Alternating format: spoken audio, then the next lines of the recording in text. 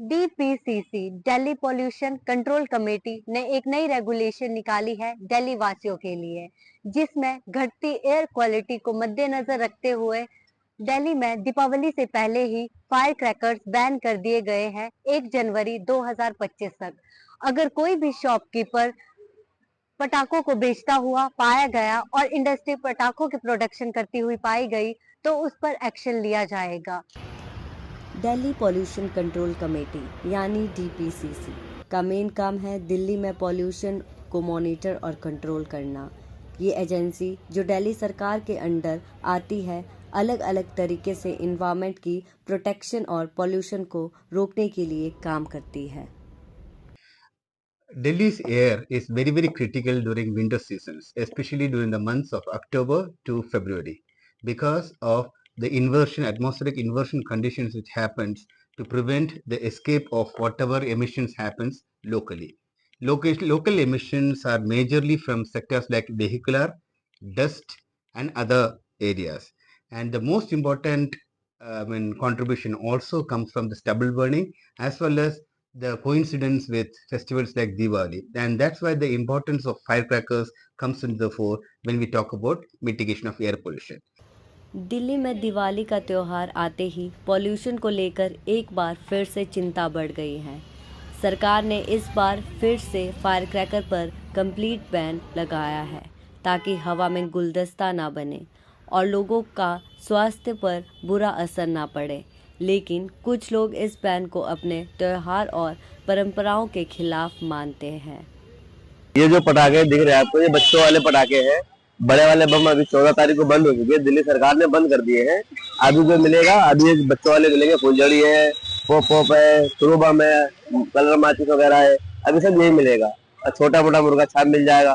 बाकी बड़े वाले पटाखे बंद हो गए हैं। कस्टमर बहुत सारे आते हैं दूर दूर से यहाँ पे, पर उनको कुछ नहीं मिलता, फिर वापिस चले जाते हैं। उनको पता होता है कि हर साल बंद हो जाता है, फिर भी वो आते हैं।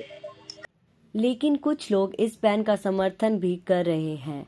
उनका कहना है कि दिल्ली का पॉल्यूशन लेवल अब इतना बढ़ गया है कि सांस लेना भी मुश्किल हो जाता है और अगर कुछ लोग फायर क्रैकर्स बैन नहीं मानते तो दिल्ली की एयर क्वालिटी और भी खराब हो सकती है।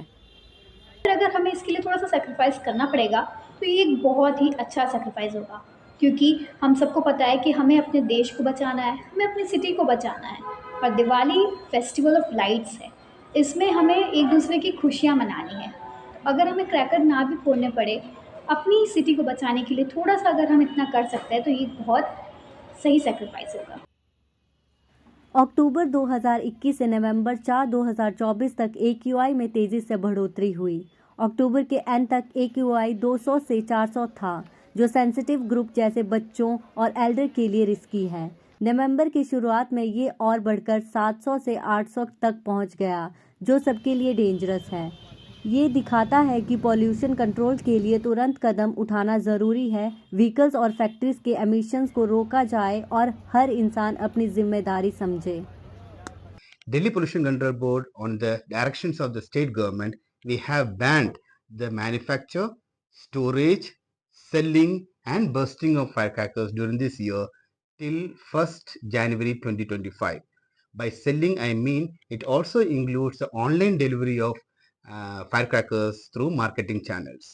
This is done specifically to ensure that citizens do not crack firecrackers and pollute the air of Delhi. इस बार भी दिल्ली में पटाखों पर बैन लगाया गया है ताकि पॉल्यूशन कंट्रोल में रहे।